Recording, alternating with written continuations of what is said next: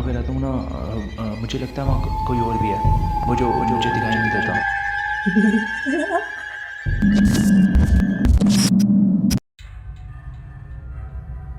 मेरा नाम मुस्तफ़ा है।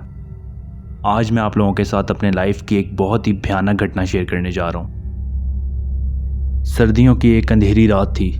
उस वक्त तकरीबन 12 बज रहे थे। मैं अपने लैपटॉप पर फजूल में टाइम ज़ाया करते हुए एक के बाद एक वीडियोस देख रहा था।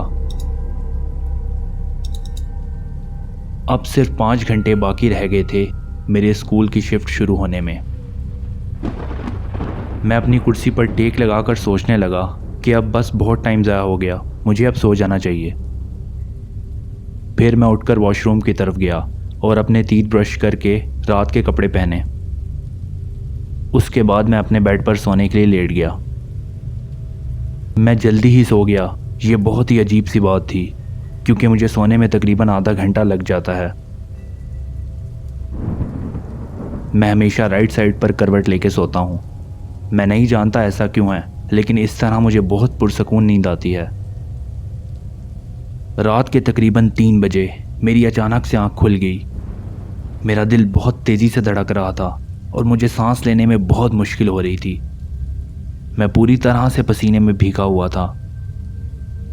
मुझे ऐसा फील हो रहा था जैसे कोई चीज़ मेरे पीछे खड़ी है और मुझे घूर रही है।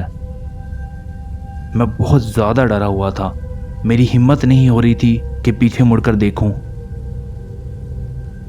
फिर अचानक से मुझे ऐसा लगा जैसे किसी चीज़ ने मुझे अपने लंबे और पतले हाथों से मेरी कमर से जकड़ लिया हो। वो चीज़ अपने लंबे नाखूनों से मेरी कमर को खुरच रही थी। मैं दर्द की वजह से चीखना चाह रहा था, लेकिन पूरी कोशिश करने के बावजूद मेरी आवाज़ तक नहीं निकल रही थी।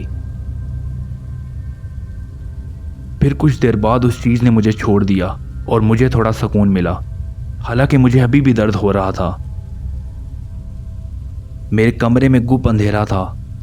अभी इस बात को थोड़ी ही देर गुजरी थी, मुझे अचानक से ऐसा लगा जैसे मेरी रूह को मेरे जिस्म से किसी ने खींच कर अलग कर दिया हो।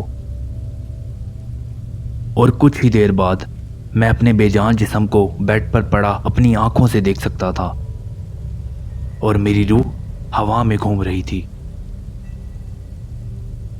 काफी घंटे गुजर गए, लेकिन मेरी रूह अभी भी हवा में घूम रही थी और घड़ी में अभी भी 3 बज रहे थे। मैं चिल्लाकर अपने माँ बाप को बुलाना चाह रहा था, लेकिन कुछ काम नहीं कर रहा था। मैं बेबस था। फिर मेरी ज़बान पर यह जुमला आया, मैं खुदा की पनाह मांगता हूँ शैतान से।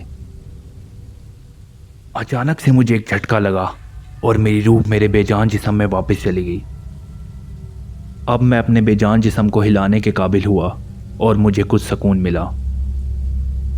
अभी मैंने होश संभाला ही था कि अचानक से मैंने एक भयानक चीख की आवाज़ सुनी।